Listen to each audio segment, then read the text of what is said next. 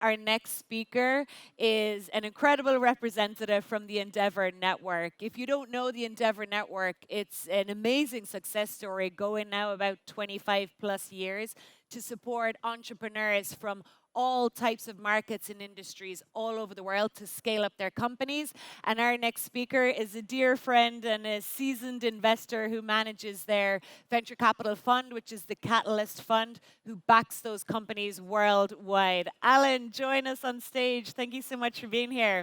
Woo! Thanks Thank for you having for me. making the trip. Of Great to course. see you. Stage is yours. A pleasure to be here. All right. Well, thank you very much, folks, for joining me today. It's a pleasure to be here. My name is Alan Taylor. As Liz mentioned, I work for an amazing global organization called Endeavor. We have been helping to build startup and scale-up ecosystems in emerging markets around the world for 27 years. And over the last decade, we've expanded that work from emerging markets to actually a number of different economies globally. I'll talk a little bit today about how we do that and what we do. But first of all, I'm just excited to be here. I've had the good fortune to live, work, study, and support and invest in entrepreneurs in about 75 countries now. But I have never been to South Korea. So this is my first trip, and I'm very, very happy and excited to be here. So I work primarily for an amazing platform called Endeavor. For those of you who have not heard of it before, we are the leading global community of, by, and for high-impact entrepreneurs all around the world. These are entrepreneurs who dare to dream bigger, to scale faster, and ultimately to pay forward their success to the next generation of entrepreneurs. So just as our panel was talking about at the end there, this is all about helping build very, very big companies, because we do believe that is the way you create the jobs of the future. But it's also about helping those founders, those entrepreneurs, those leaders scale themselves as leaders and become the next generation of angel investors, of mentors, and of guides to the future entrepreneurs. So we, as I mentioned, help do this in a lot of places. We got our start in Latin America, in South America, way back in 1997. But as you can see on this map today, we've actually helped build entrepreneurial ecosystems now across Latin America, the Middle East, Africa, Southeast Asia, and even some parts of Europe and the United States, where we focus on kind of underserved ecosystems. Everywhere in blue, we have an Endeavor team, right? So we're about 600 full-time employees now across 45 countries and counting. Everywhere in purple, we dream we could have an Endeavor team. So that includes this market, and it's one of the reasons we're here. We're here to learn and explore and see if there's potential for Endeavor to work here as well. We've been doing this work, as I mentioned, for 27 years. Reid Hoffman, the co-founder of LinkedIn, is actually the global chair of the fund that we run, Endeavor Catalyst. And we work across 45 countries, as I mentioned, with more than 600 employees. So to succeed in venture capital, this is what Reid Hoffman told me when we were starting our fund 12 years ago, you actually only have to do two things.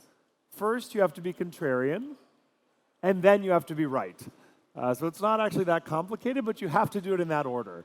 And so the contrarian view that I have, that Endeavor has, that we believe deeply, is that there are amazing entrepreneurs everywhere. That talent is global. But the thing that is not globally distributed are the networks of know-how, knowledge, and expertise of how to scale and build a very, very big company, and the knowledge and know-how and networks of smart, connected capital of the right investors. This isn't actually about the money, but it's about the people who come with the money who help you to scale your business.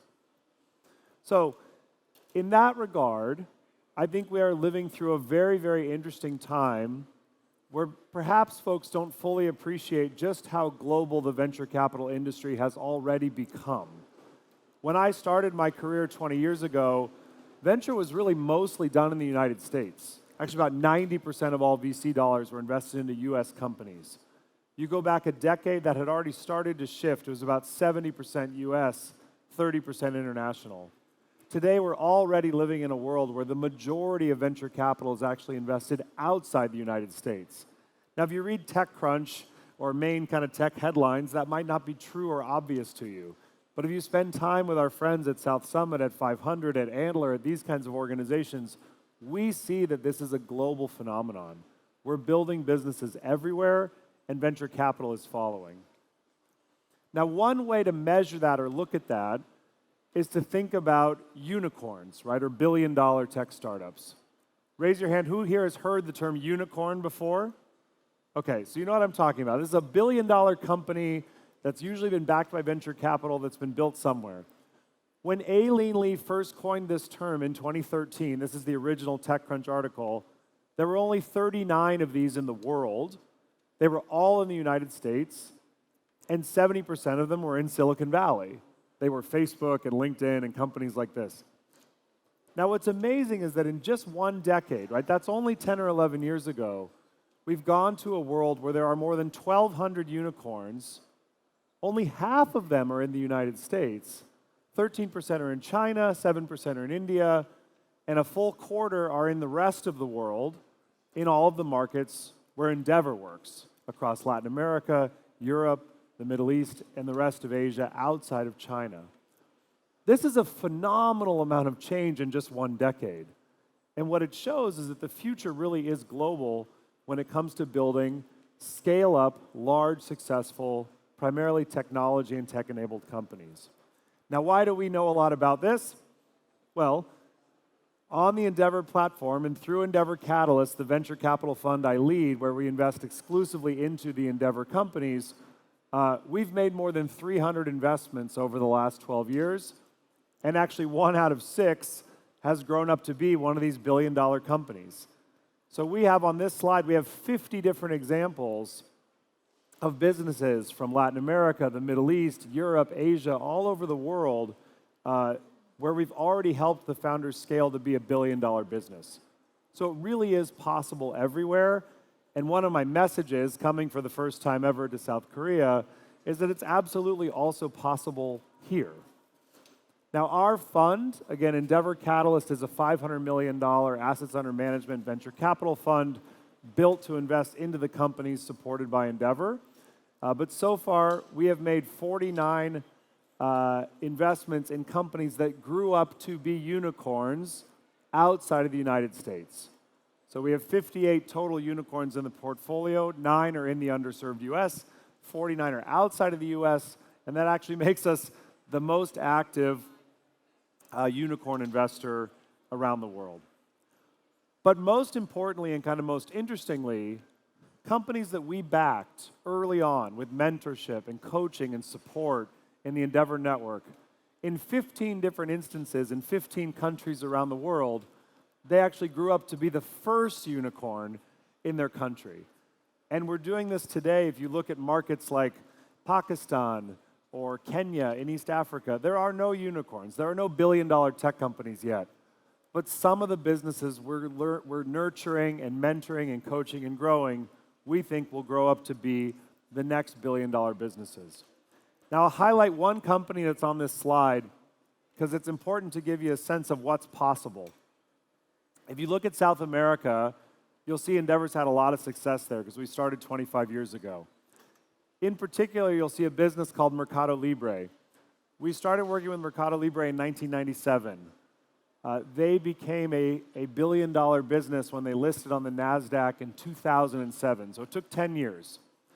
But if you take another 10 to 15 years, this year, for the first time, the market cap of Mercado Libre, which again started in Argentina and operates only in Latin America, the market cap hit $100 billion. So the idea that you can build not just a billion-dollar business or a $10 billion business, but a $100 billion business anywhere in the world is today more than ever a real possibility. Now, why do we care? I think it's because beyond just building a really, really big business, these founders and these stories play a really important role in the development of a startup and scale-up ecosystem. So at Endeavor, we introduced this concept of a multiplier effect. to unleash unicorn breeding ecosystems and change the language of success. What does that mean? It means instead of just saying, hey, this person's successful because they built a big company and got very rich, we have a different way of measuring what it means to be successful as a founder. And I want to talk to you guys just for 2 or 3 minutes about how that works. So around the world, entrepreneurs face multiple barriers to innovation, right? The cost of failure is very high.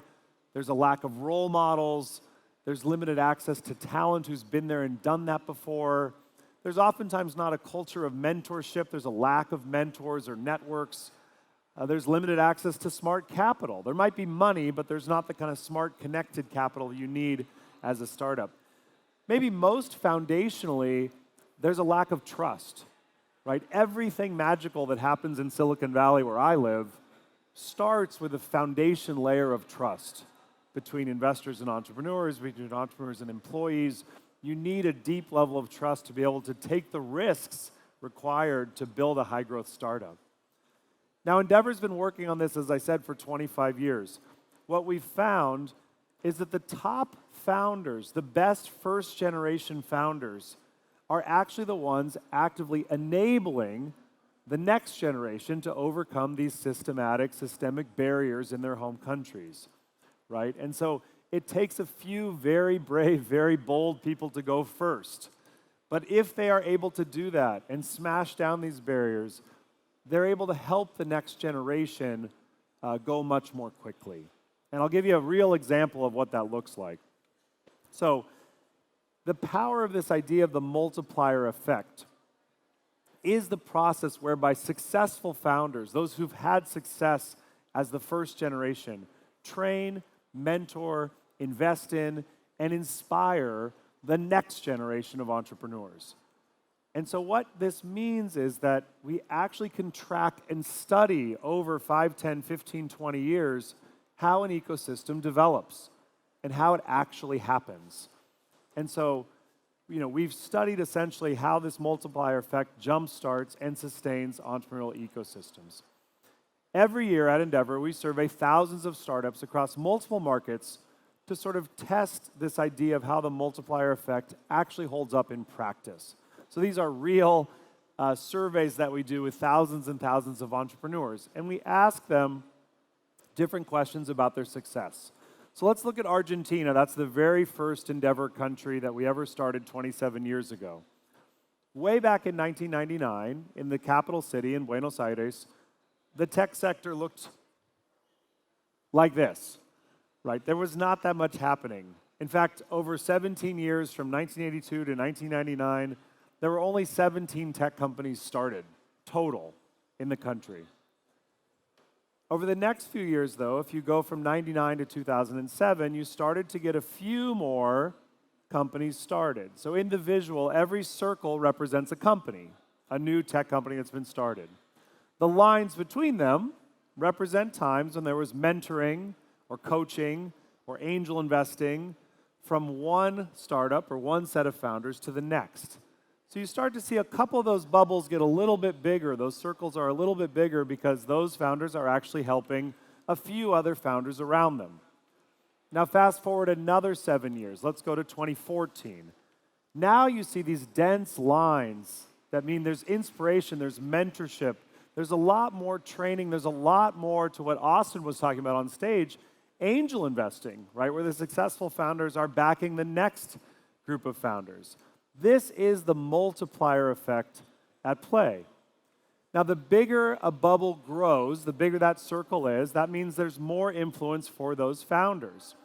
Right? In these slides, you can see companies like Globant, Patagon, Mercado Libre. These were the early success stories in Argentina, and their bubbles are the biggest because they've literally mentored or coached or invested in dozens, or in some cases, hundreds of other founders. Now, without their bubbles, this is what that ecosystem looks like. So let me go back for a second and explain. If you take away just the 3 or 4 most successful companies, in this case it's 4 businesses, if you take those 4 away from the story, here's what it looks like. right? And so this is this idea that just 3 or 4 of the biggest success stories, if you get the founders from those companies to pay it forward to the next generation, they will build the entire ecosystem. So no government needs to, stimulate this for 20 years. You don't have to use a ton of incentives or subsidies. You just need to create 3 or 4 big success stories and get those founders to pay it forward to the next generation.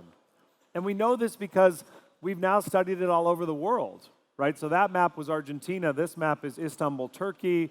The second one is in Poland. In every case, it looks the same way. 3 or 4 big success stories can make all the difference in those first 10 or 15 years of building a startup ecosystem.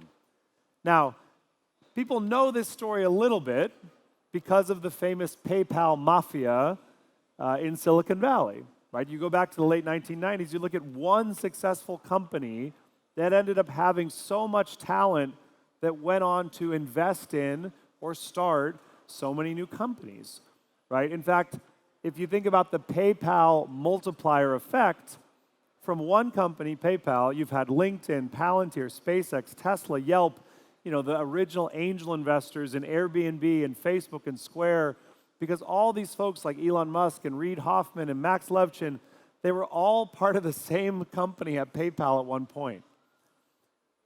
We are having our own PayPal mafias or our own PayPal multipliers in countries all over the world right now as we speak. So as Endeavor tracks it, we have a company out of South America called Rappi that is itself now built to be a $7-8 billion tech company. It's probably going to go public on the New York Stock Exchange or the NASDAQ in the next year or two. But there's been more than 100 companies started from Rappi, right? Same idea in the Middle East, a business called Careem that was acquired for $3 billion. Over 100 new startups in Egypt and Pakistan and the UAE and Saudi Arabia have come out of Careem. And the same thing goes in Southeast Asia, where tech mafias from Sea and Gojek and Grab are starting the next generation of companies. And in Africa, where these diaspora networks coming out of successful fintechs are starting new businesses. So really, truly, this is a global phenomenon. And our belief is that these new successful founders, these new multipliers, if you think about it that way, are changing perceptions of tech. And I say that as an American who lives in Silicon Valley, that the future is not going to look like everybody is Steve Jobs or Mark Zuckerberg, right? This is not 20-year-old American college kids in hoodies. The future of technology are founders that look like these folks, building incredible companies all over the world. And so that's really near the end of my time today, but I wanted to share this message that Endeavor believes so deeply because we've lived it everywhere, that this is fundamentally possible all over the world. And remember that a unicorn that doesn't breed even more unicorns is just an endangered species, right? So building a big billion-dollar company is really just the beginning for the journey of these most successful multipliers or founders in what's possible for them to do. Thank you very much for having me.